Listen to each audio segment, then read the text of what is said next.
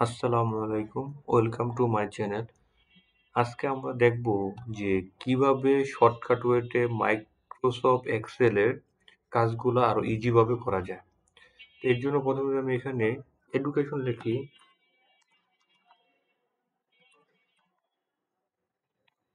Education লেখার পরে আমার এই সেম ঘরে যদি এডুকেশন লেখা প্রয়োজন হয়, এখানে যদি প্রয়োজন হয়, এখানে যদি প্রয়োজন হয়, আমরা কি করব? এখান থেকে ধরে কপি পেস্ট করব, দেন এখানে টাইপ করব।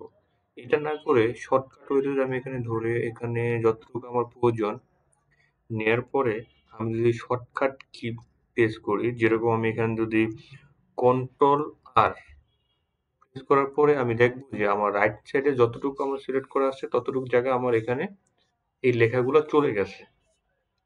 সেম ওয়েতে যদি আমি এখানে ডাউনে ধরলাম আমার এতটুকু পর্যন্ত প্রয়োজন, যে এডুকেশন বা যে কোনো লেখা হইতে পারে এখানে।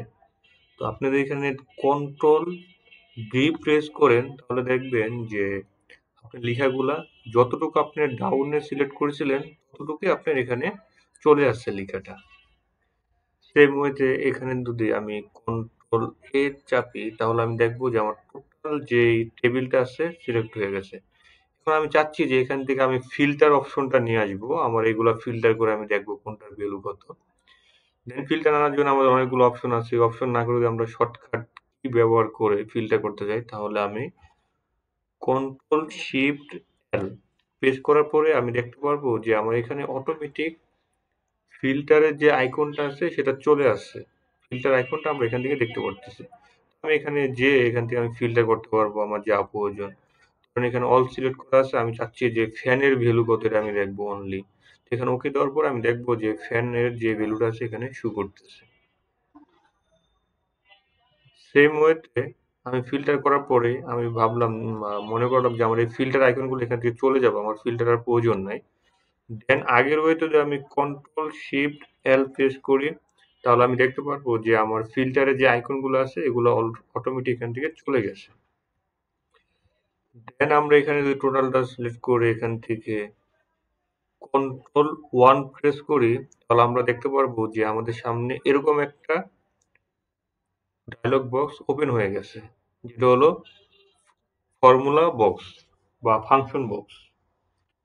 আমরা এই বক্সের থেকে যে আমাদের এখানে যে লেখাগুলো আছে এগুলো আমাদের কি জেনারেল মোডে আছে।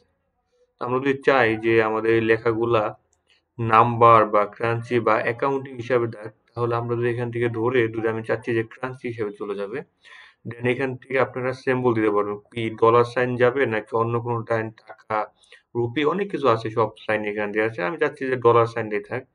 দেন আমি যদি এখানে ওকে প্রেস করি তাহলে আমি দেখতে পারবো যে আমার অটোমেটিক সবগুলা এখানে সামনে ডলার সাইনটা চলে আসছে, আর সবগুলো আমার আগে ছিল জেনারেল, এখন সেটা হয়ে এখানে চলে আসছে ক্রাঞ্চিতে। থ্যাংক ইউ সম্পূর্ণ ভিডিওটা দেখার জন্য। আমার চ্যানেলে যদি নতুন হয়ে থাকেন তাহলে চ্যানেলটা সাবস্ক্রাইব করে দিবেন, আর ভিডিওটা ভালো লাগলে একটা লাইক করে দিবেন। ভিডিও সম্পর্কে যদি কোনো মতামত থাকে তাহলে আমাকে কমেন্টসে জানাবেন।